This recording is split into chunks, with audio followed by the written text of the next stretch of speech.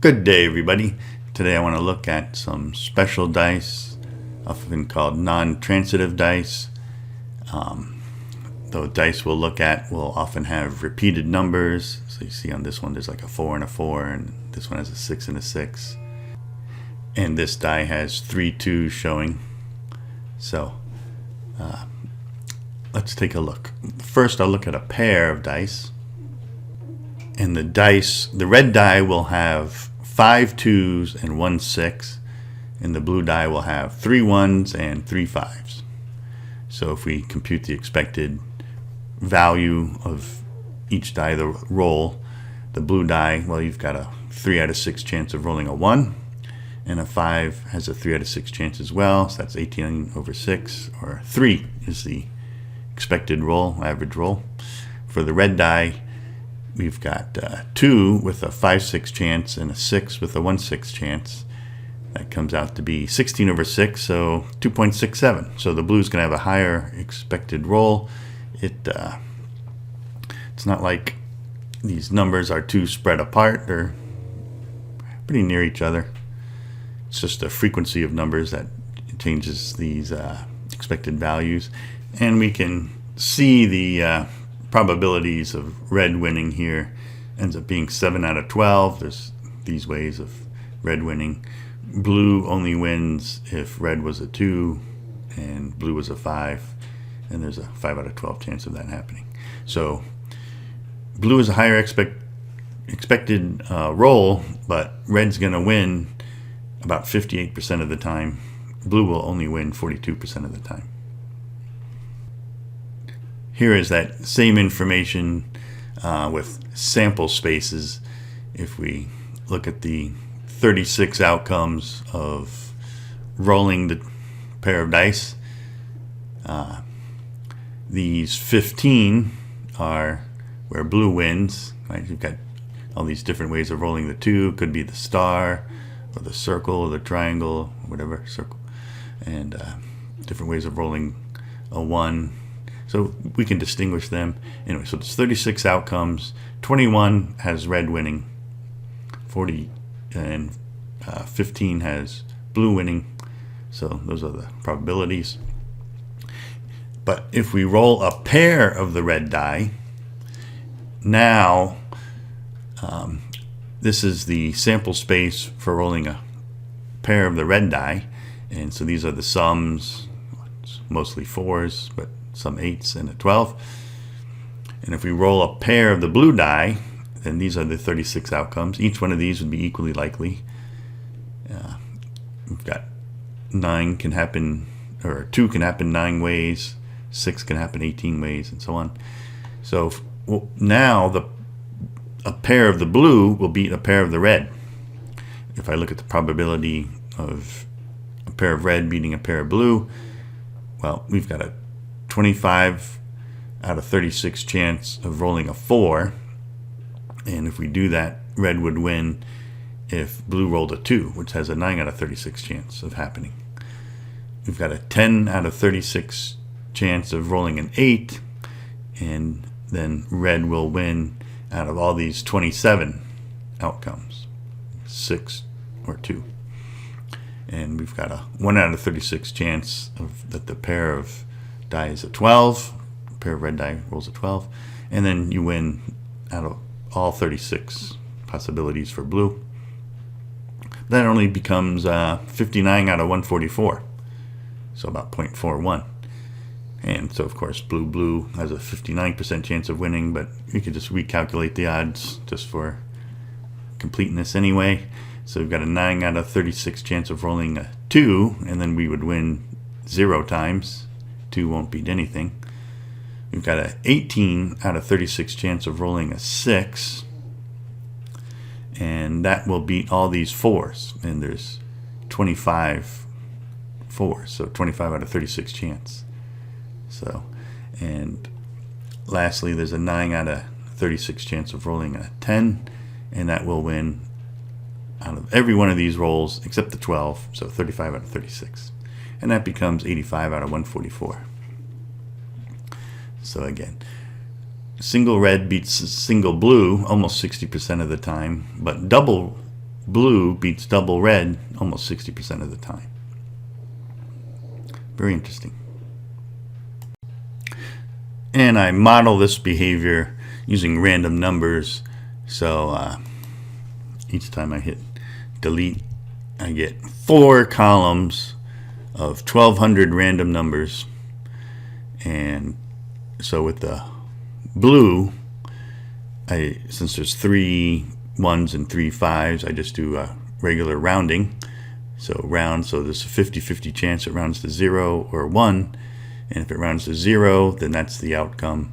If it rounds to 1, then it would be 4 plus 1 or 5. And I count the number of 5s, and it should be near 600. And if I look at the expected roll, that should be near 3. You can compare to this one. See over here it was under, and this one over, almost exactly if I add them up. So that matches pretty well. For the red, of course, you have to use different columns. So each column's its own random roll. But I took the random number and added 1/3 to it.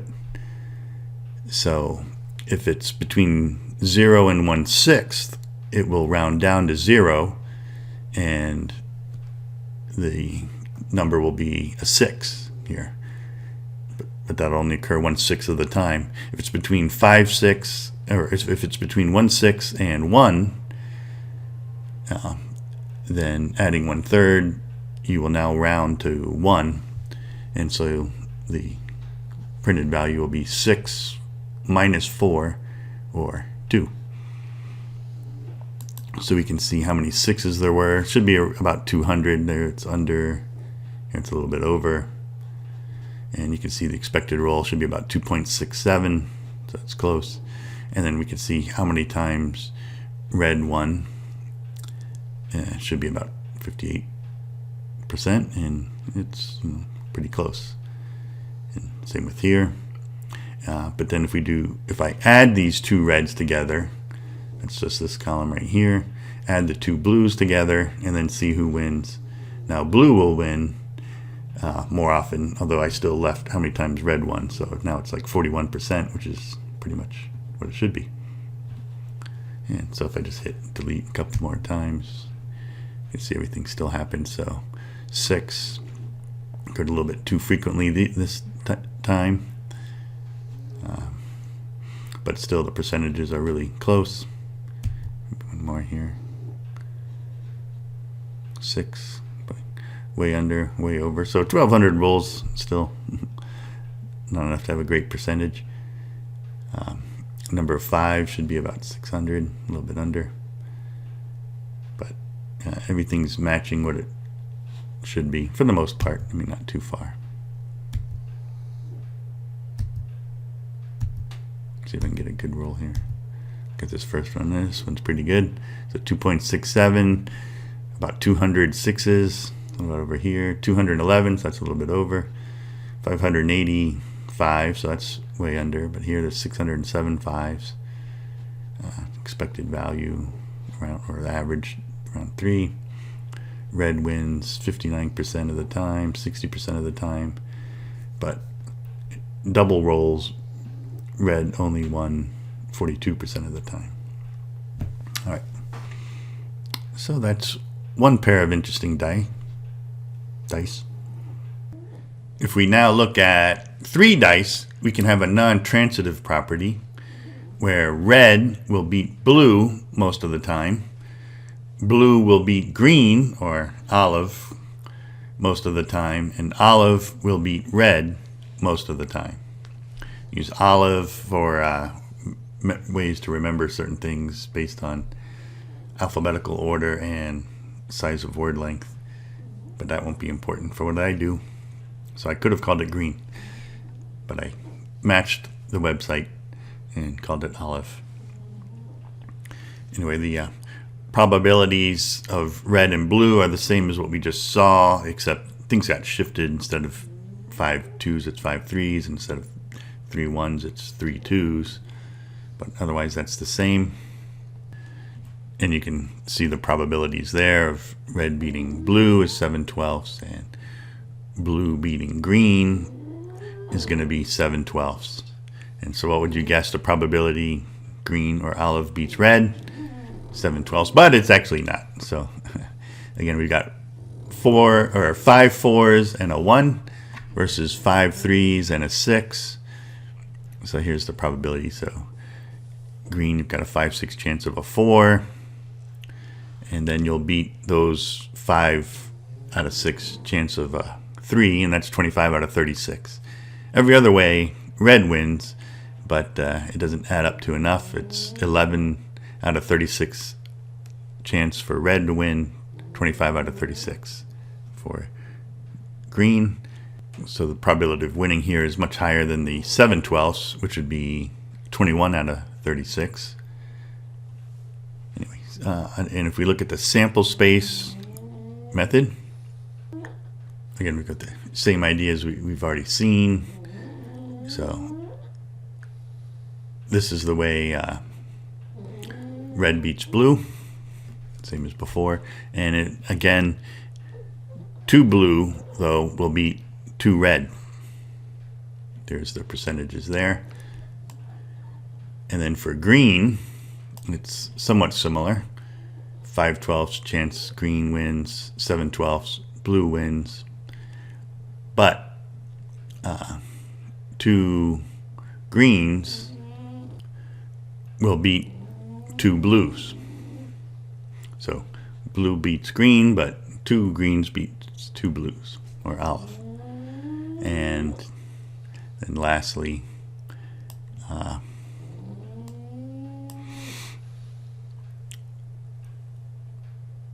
green beats red. Again, 25 out of 36 chance, but 2 red will beat 2 green, or 2 olive. And that's actually much closer to 50%, so it's not quite as obvious. If you do it, the percentages won't show up.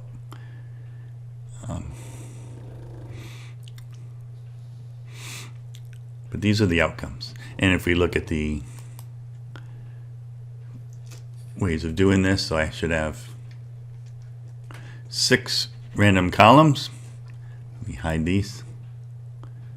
Well, every time you hit delete, you get a new set of random numbers for 1,200 random numbers for all 6 columns. We'll try and see as much as possible here. So red should get a 6, 1/6 of the time, 200 times. 3s the other 1,000-ish times. Blue 50-50 on 2 and 5, but red will beat blue. If we compare green and blue, blue will beat green.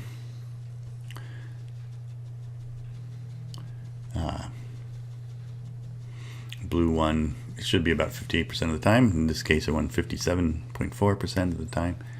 And now if we do green versus red, I'm doing this green, this red here, so we can see like where green won, where red won. It all matches there.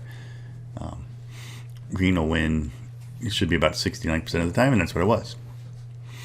And if I look at another set of red, another set of blue, and add those up, well, we've already done this once before. So this is my random number generator to, instead of rolling dice, but it's matching the percentages, so assuming rolling dice gives the same outcomes, this is what will happen. And if you don't like having repeated numbers, well, I can change to decimals, or if you don't like decimals, I can then multiply by 3, and then we have these 18 values of numbers. So every die will have no repeated number, but it's essentially the same. So you can tell with the decimals, the probabilities will be the same. And same with if you multiply by 3. So expected value changes slightly, but that's not really important. But the probabilities of red beating blue, blue beating green, and green beating red, those won't change. If you do a pair of red and pair of blue, there can be some small changes. It's not really significant. So here I compare these dice, and if we look at blue beating red and red beating blue, of course it matches what we had before. But now a pair of red beating a pair of blue, it's almost the same, but it is slightly different. The one major change is there's a chance you could get a tie. You can have 17